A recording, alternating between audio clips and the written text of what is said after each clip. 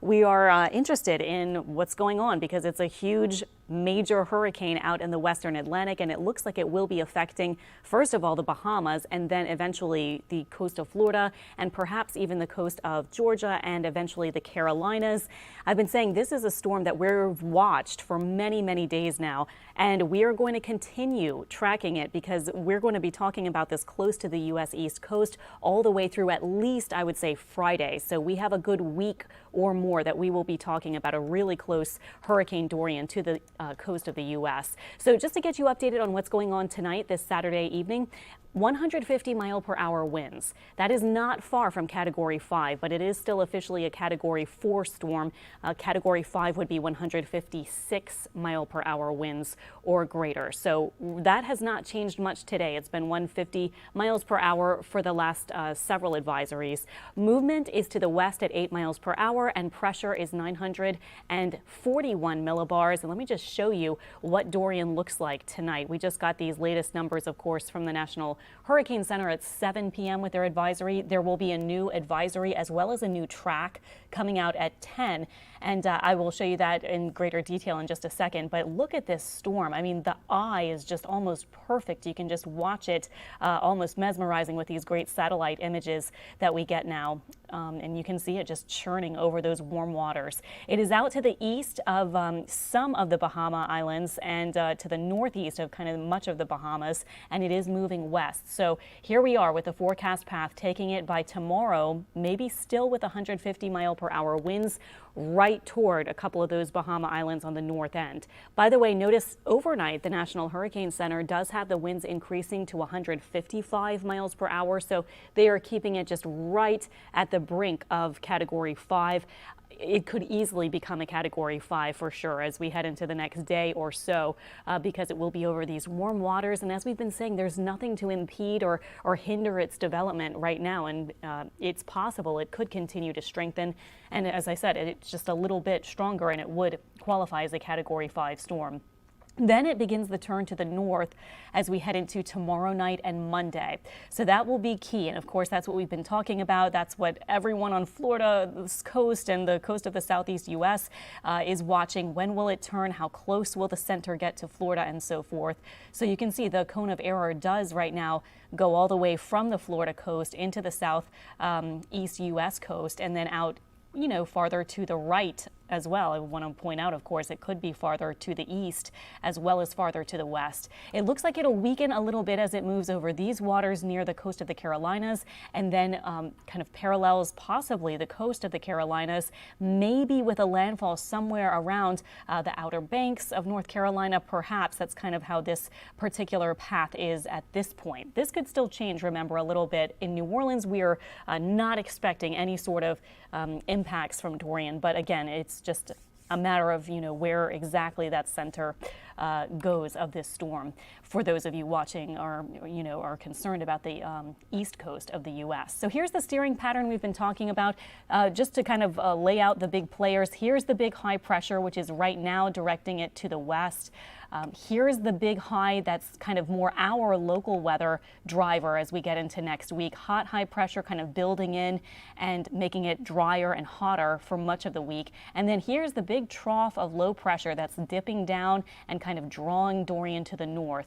So it is going to be kind of slowing down, and then as the high retreats a bit farther to the east and kind of breaks down a bit, it looks like this will be the window for Dorian to just kind of slowly move up the coast and then eventually get drawn by the trough and move out well to the northeast. And keep in mind, meanwhile, our part of the Gulf Coast is looking for hot and drier weather because of the high. So just a couple of things to show you about Dorian, the 7-day rainfall forecast. Now, this is extremely tentative because, of course, it's going to depend.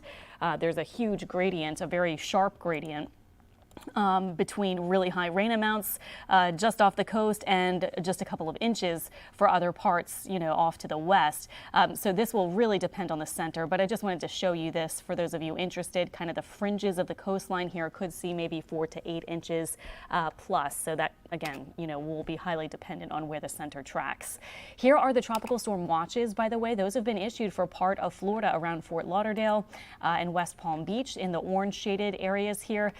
These hot pink areas are hurricane watches, and then the reds for these parts of the Bahamas are hurricane warnings. So tropical storm watch now in effect for this small portion of the Florida coast, and we will see if it's extended. And that's because even if the center doesn't get over land, it's a big storm. So, there could be tropical storm force conditions farther outside of the center, of course. So a couple of models. Here is a model, the GFS, the American Global Model.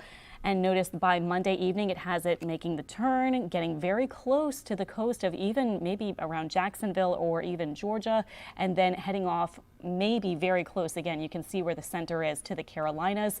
And then this takes us into Friday and Saturday when it will be, finally moving away. Here's another model, the European model, if you're interested in this one. This one takes it over the Bahamas and starts the shift to the north a little earlier, takes the center a little farther off the coast. And, oh, sorry. Pressed the wrong button there. Let me show you. Let me get right back to it.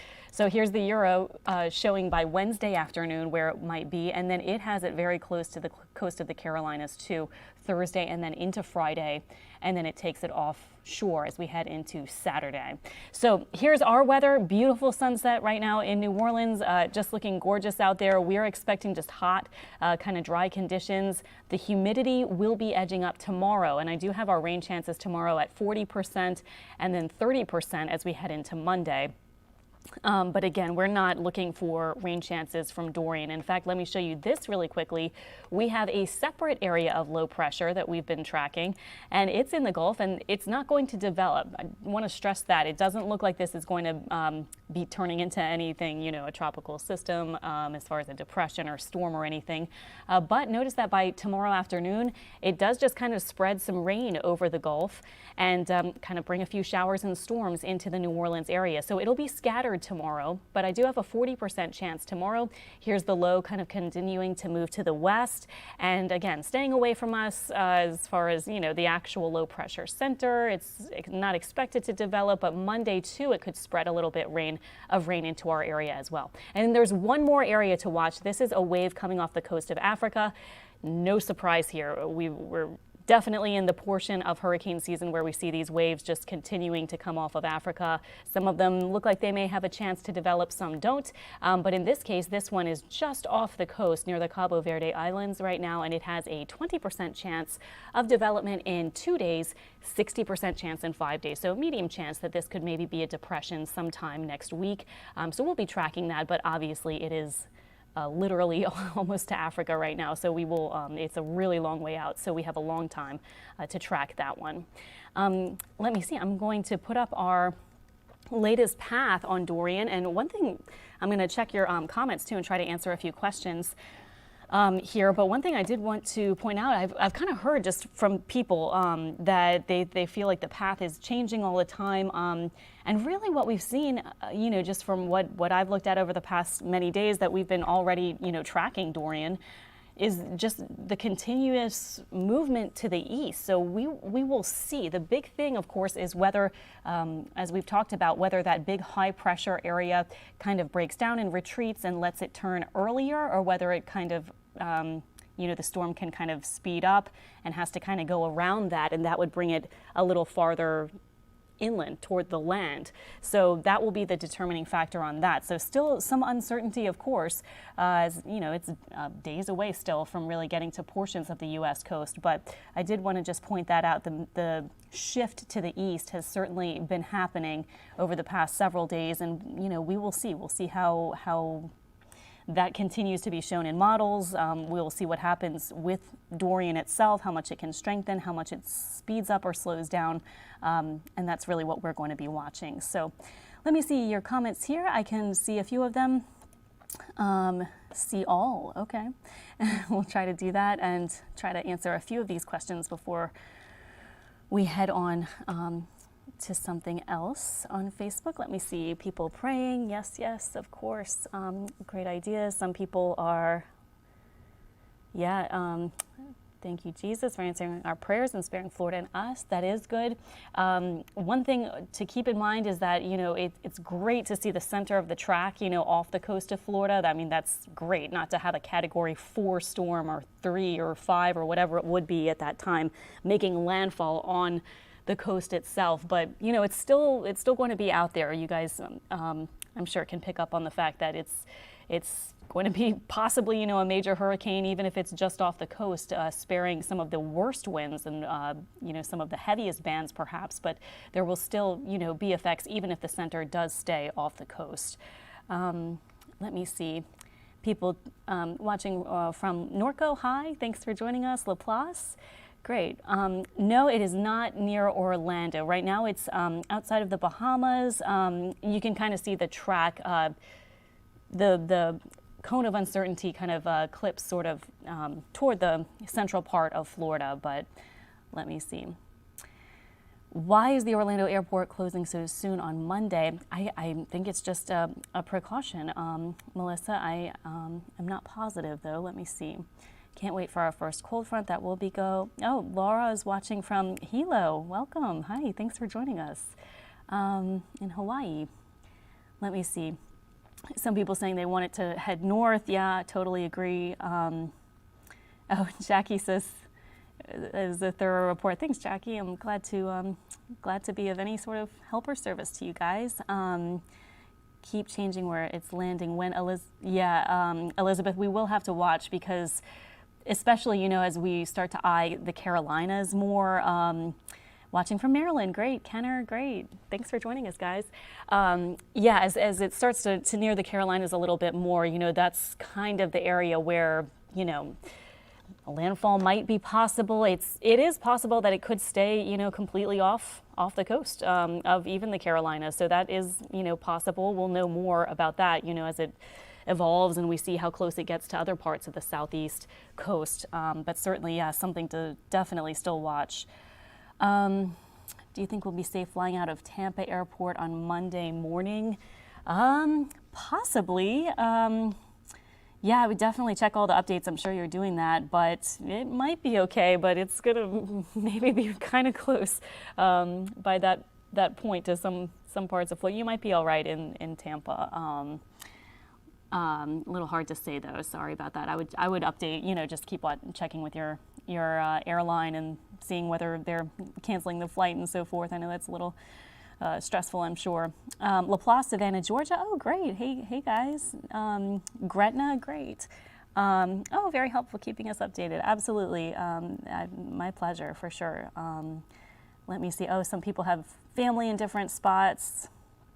Gotcha. Bogalusa. Let's see. Hi. Thanks for joining us.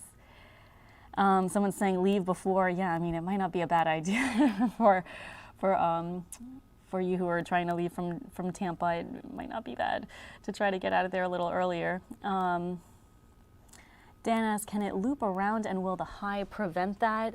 Yeah, I don't think so, Dan. The high is going to be there kind of directing it off to the northeast. Yeah, I just don't see anything that would make it loop. I guess you mean after it comes off the coast of the Carolinas and heads back into the Atlantic. We'll see. I mean, that doesn't seem likely right now, but we'll, you know, I'll watch it for sure, but I just don't see anything like that at this point. Justy from Detroit, oh, great. Thanks for joining us. Prayers for everyone who may be hit, absolutely. And, you know, sometimes with these systems, one thing that I've learned over my years of covering these, sometimes it's almost more stressful right at the beginning, you know, like when you aren't sure at all where it might go and it could head anywhere, you know. So even though we're kind of getting a better idea, I know that this is still a stressful time for a lot of people just trying to, you know, figure out, okay, so what are the scenarios and which one will it be and, you know, what could they be? Let me see, Dan says, right? Okay, great. La Rose, hi Tara, thanks for joining us. Alice, thanks for the great update. Absolutely, Alice, my pleasure. And I guess that'll do it for now, guys. It was nice getting to interact with you as always. I love seeing your, thanks for having me. Absolutely, Jesse. I love to see your comments and get to interact with you guys and see what your concerns are and things like that. So we, of course, will be doing a bunch of these Facebook Lives, tons of updates on WWL TV. If you guys watch us in New Orleans, that's on Channel 4, of course. Our website, WWLTV.com, tons of stuff streaming on there all the time.